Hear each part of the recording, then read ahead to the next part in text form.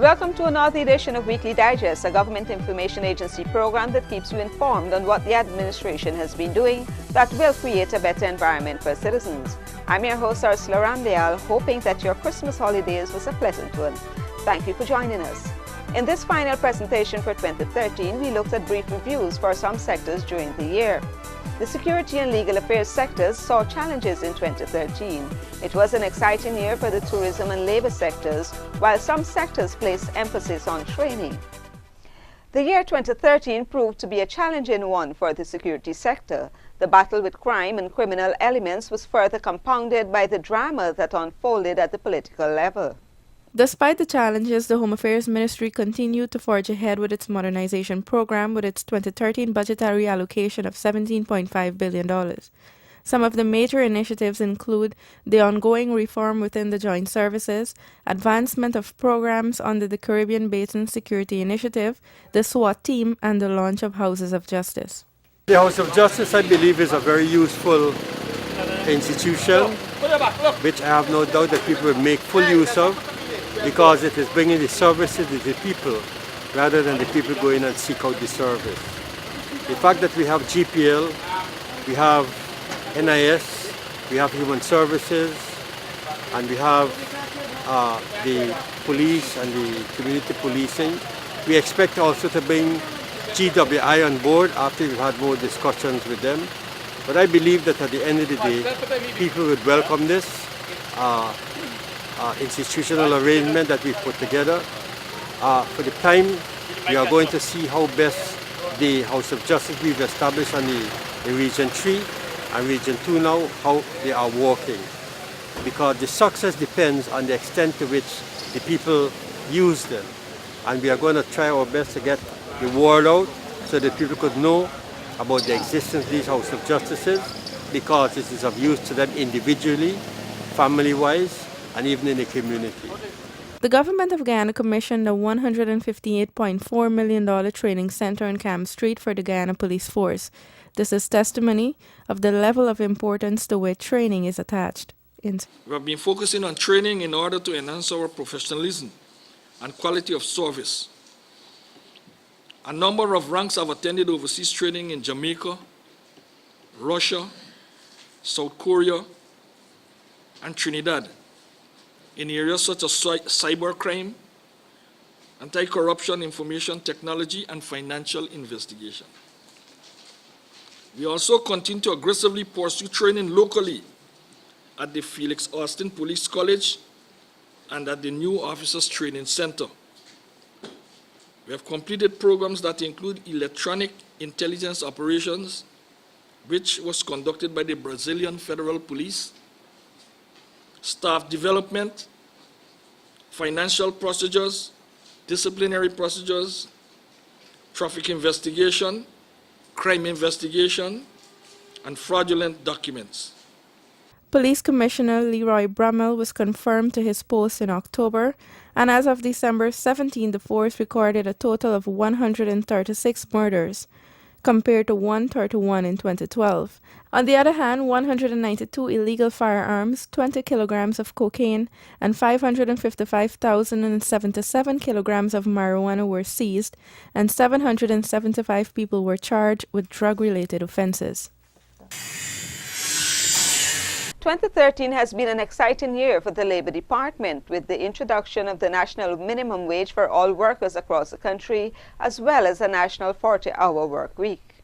Whilst 2013 has been an exciting year for the Labor Department with the introduction of the national minimum wage as well as a national 40-hour work week, there were challenges as some organizations had to be convinced to apply these measures for the benefit of their workers, while some failed to do so. Strategic Action Security Service has been found to be guilty of not paying even the minimum wage order, which was introduced in 2012. For 4 years we hadn't introduced minimum wage in certain sector, and then for certain sectors, including security, a new minimum wage was introduced in 2012, and that was not and is not being honored by that company. We are pursuing prosecution. We have 19 cases filed against them so far, and we intend to file cases for all the workers. The Board of Industrial Training had a successful year. It certified over 1,500 persons under the National Training Project for Youth Empowerment Program, while hundreds of single parents were also certified in the various occupational skills. 486 workplace accidents were reported to the ministry in accordance with the Occupational Health and Safety Act. 10 of the accidents were fatal, and unlike last year, only one of these occurred in the gold mining sector. 3 were related to the bauxite industry. 3 persons died when they were driving. That was reported in the bauxite sector, and one in the tourism sector. During 2013, legislation and regulations were also confirmed, including for the forestry, construction and mining sectors. The legislation for forestry is already before the National Assembly, while the one for mining has been approved by Cabinet and is to be laid before the House. Meanwhile, child labour in mining districts has been tackled with various visits to communities. Through collaboration with the GGMC and its subject ministry, the Labour Ministry is working on this area and more persons have been charged and prosecuted. During the course of 2013, a lot of emphasis was placed on human resource training in the health sector to ensure delivery of quality health care. Training in the health sector focused on further expansion and enhancement of human resource skills to complement health institutions that are being constructed across the country to meet the demands of the sector. There was the continuing training of personnel both locally and internationally in various health professions. The graduate doctors who are now coming back, not in their tens, not in their dozens, not in their scores, but in their hundreds. I want to refer to that so that you will follow what the administration has been trying to do. 70 fully certified medical doctors were deployed into the health system after completing their internships under the tutelage of experienced local doctors in Guyana after graduating from the Cuban medical program in 2012. It was indeed a wonderful experience. I don't regret it.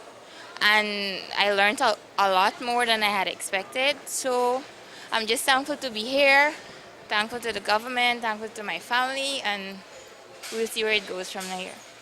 Well, it's a wonderful opportunity because a lot of our Guyanese can't afford to study medicine, and we were really thankful that we had the opportunity. The Ministry of Health performs the pivotal function of responsibility for the nation's health facilities, thereby ensuring the delivery of quality health care for those who may visit its various hospitals and medical facilities. For the Ministry of Human Services and Social Security, the year 2013 importantly realized the opening of 2 critical infrastructures that will bring greater relief to the vulnerable. A momentous step was realized towards moving the homeless off the street. In October of 2013, the Hugo Chavez Center for Rehabilitation and Reintegration, located in Unfawak, West Berbice, was cleared for accepting of 100 homeless males and 80 females. The proposal for the construction of the Hugo Chavez Center for Rehabilitation and Reintegration was conceived by the Government of Guyana as a policy initiative with the objective of aggressively addressing the issue of those less fortunate persons within our society and who, for a multiplicity of reasons, are forced to make the streets their home. The Government of Guyana subsequently sought the assistance of the government of the Bolivarian Republic of Venezuela. Towards child protection, the Michael's Children's Home was commissioned. The new building was formally opened in November of 2013 for abused girls. We have a facility that can accommodate approximately 80 children, and we have an adequate amount of caregivers. And I want to assure you that it is my intention to have in place a management board to ensure that we keep the standards.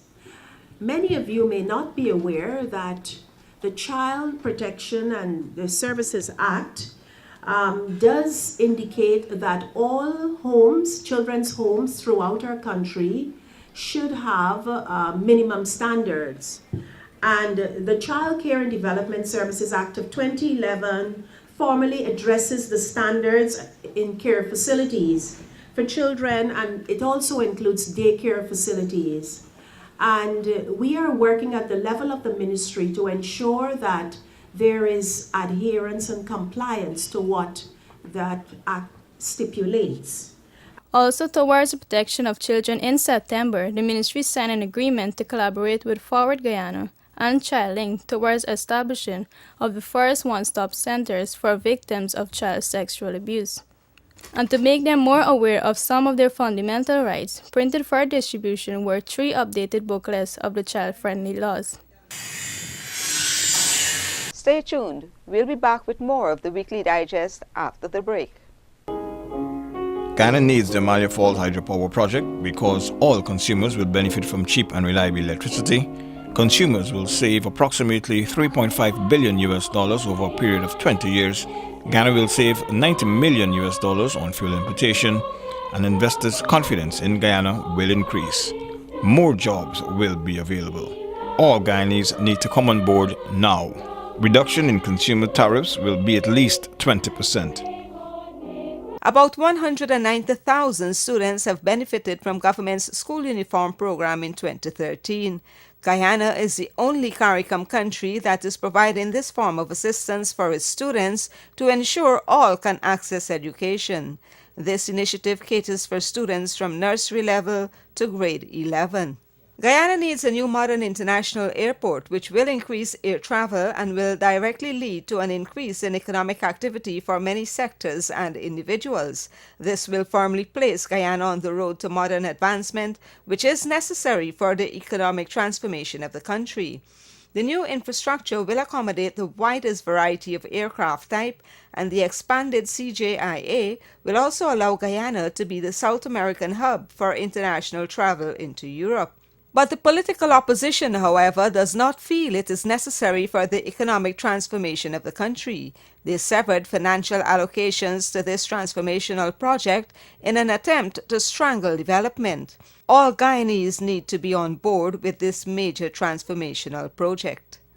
The government of Guyana, through the Amerindian Affairs Ministry, has launched a comprehensive youth apprenticeship and entrepreneurial program. This initiative addresses youth development and empowerment and is designed to meet the objective of securing indigenous livelihood by developing the capacity and capability of youths. The program is being implemented in regions 1, 7, 8, and 9, benefiting close to 1,000 people between the ages of 18 to 40 years. 2013 set the stage for stimulating further housing development, consolidating on the gains made in the sector in 2012. The year saw several new initiatives being implemented or rolled out in keeping with the plan of making affordable housing available to Guyanese. $580 million was spent on a new mortgage interest relief initiative which provided for the first time homeowners who were holders of mortgage loans of up to $30 million to deduct the interest they pay on such mortgages from their taxable income for the purpose of personal income taxes. A collaborative effort between the Housing Ministry, Central Housing and Planning Authority, and the Inter-American Development Bank to address housing in the hinterland saw beneficiaries in 8 communities in regions 1 and 9 benefiting from over $200 million that provided for the construction of 122 houses and the refurbishing of 86 roofs. I was a lady, I did punishing. I didn't have a good home where could comfort me and my children. Then when the night come, my house used to leak bad. I used to cut truly far down at the back in the swamp till when I used to very cut. After that, I got pregnancy, till at last I can't able to go in the swamp to cut no truly. And my little grandson, Brian, used to go and cut wild banana leaf and just give me for some mom, plug up the hole, and we're going to shelter. That's what my grandson used to do. So I used to punish very bad. And I thank God for leading Miss Zenel here to see my condition, how I can live in. So happy to know what my government done for we. The latest move in the turnkey concept saw the Perseverance scheme on the east bank of the Demerara being targeted for the development of 1,000 homes valued at $4.7 million each. A housing venture projected for the Soesdijk-Linden Highway called Silico City was also introduced at Building Expo 2013. PPP civic government remains committed to ensure that every single Guyanese owns their own home. And we have to ensure that this commitment is shared among all stakeholders. This commitment is shared among all political workers, political parties. The year also saw continuing emphasis on the distribution of lots, the development of new sustainable housing schemes, increasing the provision of turnkey housing, and expanding the construction of core houses. Continuous strides were made to ensure Guyanese had a fair and ready access to justice in 2013. The legal affairs sector faced several key challenges when the parliamentary opposition forced the subject minister to defend the government on several occasions. Legal Affairs Minister Anil Nandlal moved to the courts in 2013 to argue against the parliamentary opposition's no-confidence motion against Minister Clement Rohi. The Chief Justice, however, ruled that he has a constitutional right to speak, and the ruling was supported by the Speaker, Raphael Trotman. Minister Nandlal also argued strongly against the parliamentary opposition's move to cut the 2013 budget with respect to the CJ's ruling in 2012 and the fact that there has been no legal appeal against it. The Chief Justice had stated that the National Assembly has no power under the Constitution to reduce the national estimates when they are presented for approval. The 2013 budget was nevertheless slashed by the opposition, reducing it by $31 billion. The final ruling for this case is still being awaited.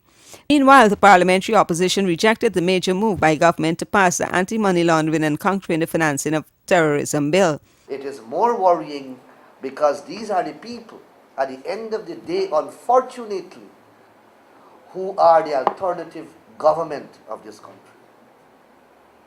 Tonight, not a single sensible argument has been advanced for their non-support.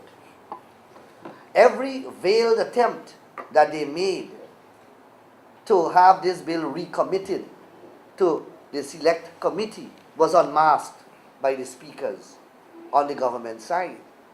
Because we asked them frontally, if we are going to commit the bill to the select committee, having regard to the time frames by which we are bound, are you going to give us some undertaking that, one, there will be support to the bill, and secondly, that the work of the committee will be expedited in a manner which will enable us to meet the fixed deadlines. And not a single utterance of commitment has come. So the bluff of the opposition has been unmasked, has been called on, and they have been unable to deliver. Guyana was put on the blacklist of CPATF countries and will have to pass a bill by February 2014 if it is to be removed from that blacklist. In this regard, the bill has been retabled in the National Assembly. The modernization of the Justice Administration System project was declared successful while construction and rehabilitation works on several courts took place during the year. In 2013, Guyana's tourism image has improved significantly through a number of domestic events and marketing through international exposure. The Ministry of Tourism has placed a lot of emphasis on domestic tourism throughout the year.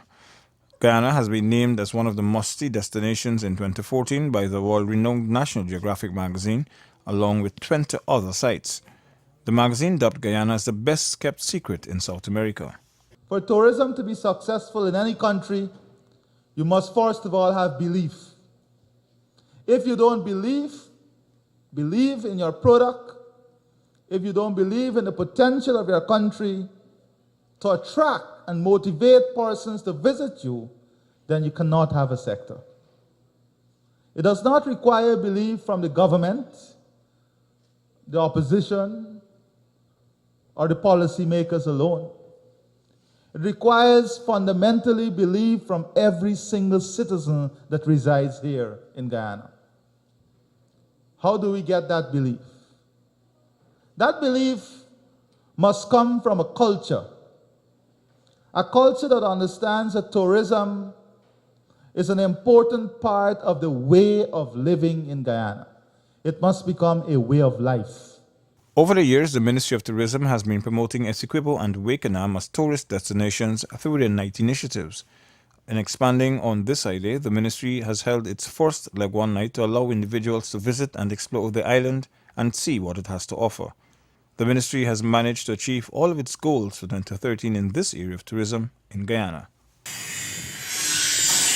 We'll be back with more of the Weekly Digest after the break. The government of Guyana, through the Amerindian Affairs Ministry, has launched a comprehensive youth apprenticeship and entrepreneurial program. This initiative addresses youth development and empowerment and is designed to meet the objective of securing indigenous livelihood by developing the capacity and capability of youths. The program is being implemented in regions 1, 7, 8, and 9, benefiting close to 1,000 people between the ages of 18 to 40 years. About 190,000 students have benefited from government's school uniform program in 2013.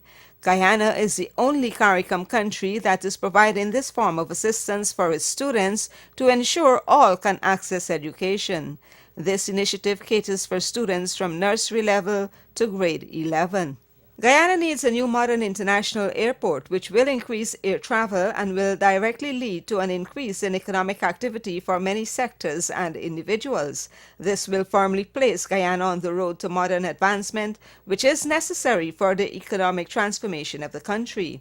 The new infrastructure will accommodate the widest variety of aircraft type, and the expanded CJIA will also allow Guyana to be the South American hub for international travel into Europe. But the political opposition, however, does not feel it is necessary for the economic transformation of the country. They severed financial allocations to this transformational project in an attempt to strangle development. All Guyanese need to be on board with this major transformational project. During Cabinet's statutory meeting at the Office of the President this week, His Excellency President Donald Ramotar and ministers of government discussed several issues of national concern. The media was subsequently briefed on Cabinet's deliberations. At its December 24 statutory meeting, Cabinet gave its no objections to 9 contracts in the areas of hinterland development, education, technology, health, and infrastructure. The government has noted with great disappointment the political opposition's inflexibility in dealing with critical matters in the National Assembly. Cabinet reiterated its contention that the opposition aspired to executive powers, and they were using parliamentary tools to provide those opportunities. Cabinet vowed, Cabinet undertook to continue to reject their unconstitutional advances. Meanwhile, the management and board of the Guyana Power and Light Inc. have confirmed that transmission and distribution and not generation capacity is responsible for the recent spate of power outages. T&D problems arose subsequent to the onset of the rainy season. The board and management insisted that data and experiences exist and are documented that until November, the start of the rainy season, power outages were indeed at a minimum. The government has taken great offense with the position taken by Ambassador Dr. Brent Hart with regards to the rejected USAID project. Cabinet felt that the ambassador's public comments were arrogant, contemptuous, and that those utterances that the U.S. ambassador made indicating that notwithstanding a rejection, a disapproval of the USAID project, that they intend to and are implementing this project is really of severe significance. The government has also stated that there has been no prior consultations with regards to the project, as the ambassador claimed. And with those features, we have come to the end of this edition of Weekly Digest. But before we go, here's a recap of the highlights. The security and legal affairs sectors saw challenges in 2013. It was an exciting year for the tourism and labor sectors, while some sectors placed emphasis on training. Please note that Weekly Digest and other government information can be found on our website www.gina.gov.gy, or you can send us your comments and suggestions at gina@gina.gov.gy. Join us again next week as we highlight more of government's programs and policies which are enhancing the lives of Guyanese. I'm Ursula Ramdale. Do enjoy the rest of the holiday season and a prosperous new year ahead. Remember, if you can't be good, be careful. Goodbye.